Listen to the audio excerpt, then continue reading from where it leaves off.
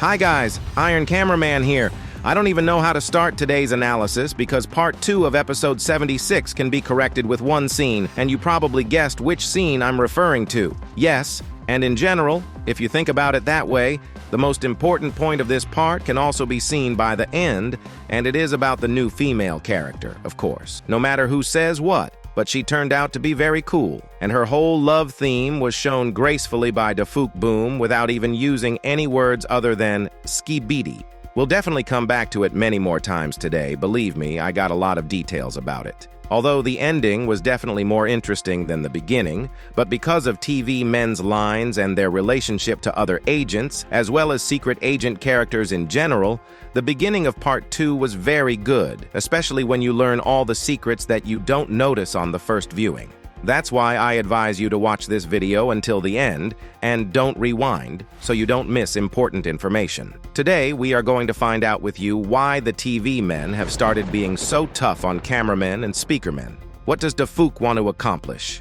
What's going on with the chair and the ficus, and why are they even needed? What are these Astro toilets? And as promised, let's find out who this girl is and what kind of oil our cameraman spat out at the sight of her. So bring your tea and cookies.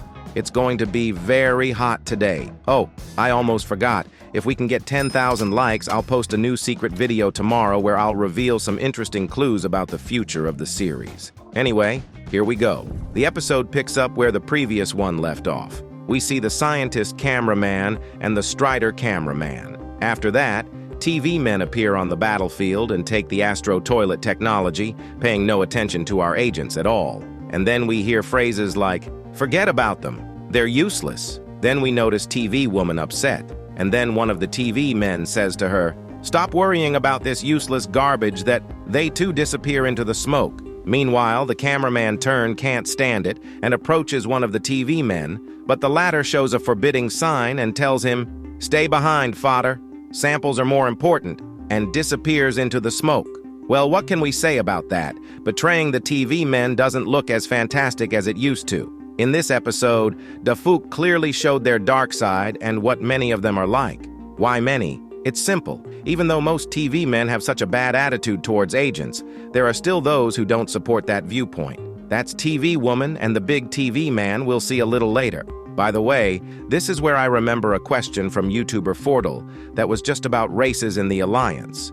It was, will we learn something about one of the races in the Alliance that will change the way we think about them? Well, it seems Dafuk has already decided to show it.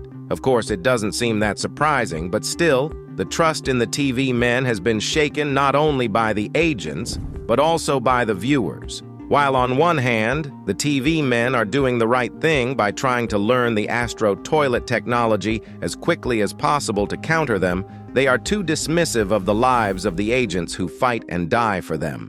So, this is a very harsh and horrible act on the part of the TV men. Who knows, maybe in the future this will reflect on the TV men, or they themselves will leave the Alliance too. I think we need to continue parsing the episode further. After the TV men leave, our cameraman turns to the agent and we can see how hurt he is to hear this. By the way, in the background we can spot that very same ficus and chair. They'll show themselves some more later. After that, we see that our agents still have a way to go. The cameraman in black shows the evacuation point, and there we see the agents and the TV man saying, "Come on, you imbeciles, before they find us again." Cameraman in black then turns off the tablet and shows us where to go. By the way, in the footage we can notice a strange cameraman who moves much faster than the rest of the agents, even though he's just walking. He also walks with a normal step, as if nothing happened, although, as we know, now there is a full-scale Astro offensive, and such reaction of the agent looks suspicious. He's also wearing a gray vest and pants,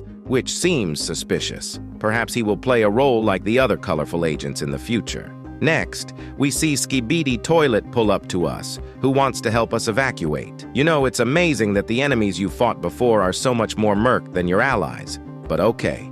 POV cameraman loads up the wounded cameraman and hops in himself, and then the cab is on its way. While the cameraman in black and Strider cameraman and scientist cover us. Our agents hit the road while fending off the little Astros who decided to stop them. Here we clearly see former enemies working together for a common salvation, despite old grudges. Suddenly, another cameraman jumps into our cab, but who dropped him off at our place? We could see that it was not entirely of his own free will that he jumped in. It's as if he was thrown to us to save us. We'll come back to that later. Our unit drives over the bridge, and that's when we see another little Astro toilet. There's no way our cameraman can hit it, and then suddenly this Astro is hit by someone with green energy. But who is it? Could it be Dafouk himself? Before I answer that question, we need to watch the episode some more to find out who it was. Next, we see another Astro decide to attack us, but he is again shot down by the strange green energy. But now we can get a closer look at what it is. As you can see, it's our old familiar chair that decided to help the agents. But who's sitting in it and why can't we see him? You know, I have a couple theories about that. It could be Dafouk in invisibility who decided to help the agents out a bit. Also, we'll see him later in the building, so that theory is plausible. But on second thought, I might guess it's a plunger. Look, you remember Plunger flying on Skibidi Toilet Flash, right? There were blue particles, and now we see similar movements. Only someone is sitting on the chair. This theory is very likely, since we've seen Secret Agent take Plunger's memory card before, and what's to stop him from resurrecting that good fighter for his own purposes, right? Also, after Plunger helped the agents and they were attacked by stronger Astros, we can see Secret Agent with you in the window of one of the buildings. I think he appeared there to calm Plunger down so that he wouldn't fall before the Astros prematurely. We can assume that it was that chair or Plunger that threw that agent. Since we know that Plunger will try to save every agent, it's not surprising that he decided to help the squad. And by the way, it's possible that the ficus we saw before could be Dark Speaker, or another character who somehow gained the ability to change his appearance. And I'll explain where I got that idea from. If you remember, we've already seen the ability to change his appearance in the Beatbox universe when Male07 changed his appearance, and we've seen different versions of his incarnations. So a character with this ability could appear in the Skibidi Toilet series. Okay, let's continue to break down the episode. Next, we see our squad driving off a bridge, and a brand new Astro appears in front of them with a huge cannon in the middle. He fires it at us and kills a cab driver and a couple of cameramen. We can see how powerful the Astro gun is. Literally, with one shot, it kills a powerful and armored Skibidi Toilet. Well, press F to him. Sad though it is, we have to run away as the Astros start to advance further. Then suddenly a shot is fired into the bridge. The explosion was so powerful that the shockwave hit all the survivors from the squad and also destroyed the bridge. We get up and see that there are only 3 of us left. In one of the buildings, we spot agents beckoning us over. Most likely, we've already made it to the evacuation point. And they, seeing all this, beckon us to get out of here. But we don't make it in time, because the Astro Destroyer has come for us. And he's got a new friend of ours with him. I don't know what to call this Astro, so post your ideas in the comments.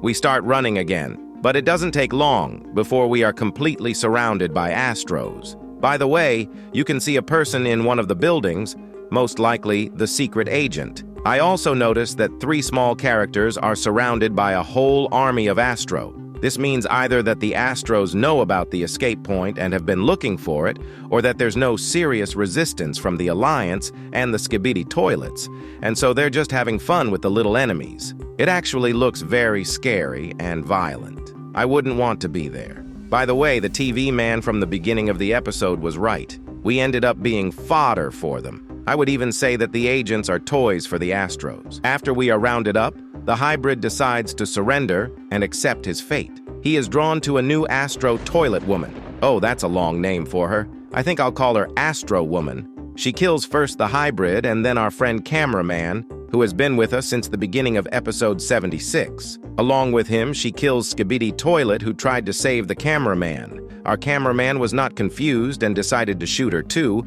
but it did nothing. She took the gun away and then pulled the cameraman himself to her. By the way, when she pulled us to her, we noticed scars on her face as well as strange symbols. I tried searching for what it might mean and found it. Perhaps a little off, but still. Most likely, this symbol on her head is the Astar Staffer. It is considered a symbol of love and romance. It is used to attract love, keep a relationship alive, or increase feelings of affection and attachment between people.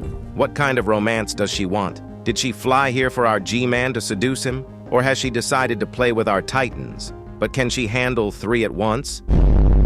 Okay, I'm in the wrong place, so let's keep going. Our cameraman is giving her the finger, and then we hear this moan. Dafuk, what are you doing? Then she literally tears our cameraman apart, and suddenly, a strange white-colored oil comes out of her lower body. I realize that this Astro woman is an interesting girl, but not so much that she would release all her oil before she dies. God, what am I parsing, Dafuk? Please stop. So after the cameraman and the Astro woman were mating, one of the Skibidi Toilet decided to join them and shot the Astro woman in the back. She didn't particularly like it and decided to destroy him. After that comes the brutal toilet death scene, which actually horrifies me. By the way, here we see that she can also shoot out of her eyes like an Astro UFO. I think we could use that in the future. We also learn that she is a special toilet since she can shoot out of her eyes. Then the Astro UFO arrives, says something to Duchess, and they fly off together, but before she does, she winks at our cameraman. Perhaps she enjoyed their games together. Too bad our cameraman couldn't handle it. After all we've been through, our cameraman dies, and we see the Astro just turn an entire city into ruins. Well, friends, hope you enjoyed the video, and remember to put like and subscribe so you don't miss tomorrow's video. Bye.